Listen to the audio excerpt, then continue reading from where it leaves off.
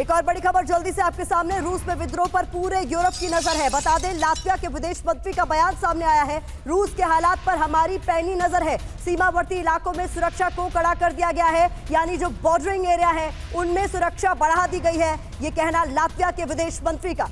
तो हालात पर हर कोई नजर बनाए हुए है, क्योंकि रूस में एकाएक स्थिति खराब होती हुई।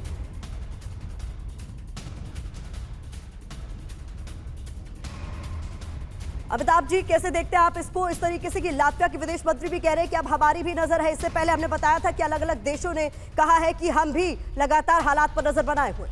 देखिए, ये सारे विश्व के लिए जो उनके साइड में है, वेस्ट के लिए खासकर, एक बहुत अच्छा ऑप्टिक्स मिलेगा कि देखिए रशिया में सब कुछ ठीक नहीं है। उनको अब शायद ये लगने लगे कि शायद पुतिन की सत्ता भी अब डांवाडोल होने लगी है। लेकिन किसी को शायद ये पता नहीं है कि ये मिलिट्री पार्ट है, जो उसका सिविलियन पार्ट है पुतिन का, कि वो बहुत पॉपुलर है। अभी भी 75% से ज़्यादा जनता उनको सपोर्ट करती है।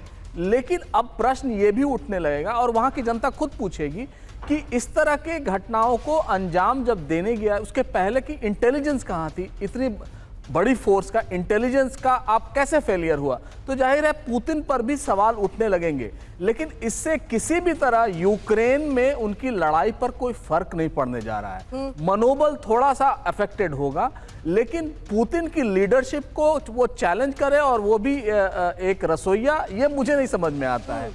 और जिस तरह से ये ग्रो किया है, सब तो यही मानेंगे कि इसने पीठ में छुरा घोंपा है, जो पुतिन ने भी कहा। सर, इंपॉर्टेंट बात आप कह रहे हैं, उसी पर मैं विनोद ऑगस्टीन सर जल्दी से आपका भी रिएक्शन चाहूंगी, क्योंकि वक्त की कमी है, इसीलिए अपना रिएक्शन थोड़ा शार्प रखिएगा। सर, ये जो बात प्रोफेसर अमिताभ कह रहे हैं, ये बहुत इंपॉर्टेंट हो जाती है कि आपके पास नंबर्स भी तो नहीं है, तो इतनी बड़ी बगावत की आपने बात भी कह दी, ये कुछ सोच समझ के लिया हुआ, उठाया हुआ कदम लगता है आपको?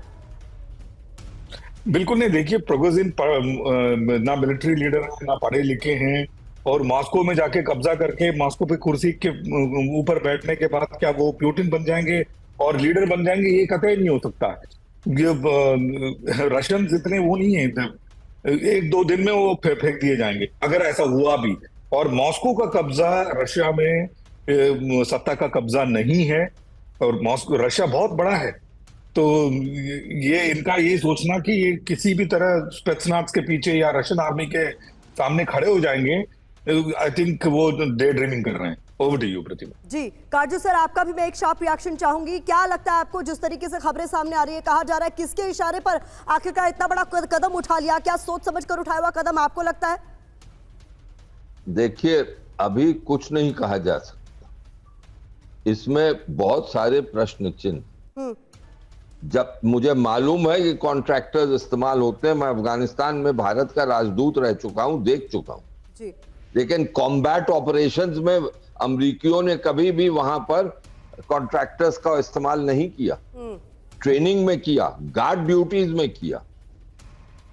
तो इसलिए मुझे आश्चर्य है कि यूक्रेन जैसी सेंसिटिव जगह पर इन्होंने, पुतिन ने और रूसी फौज ने वैगनर ग्रुप का इस्तेमाल किया।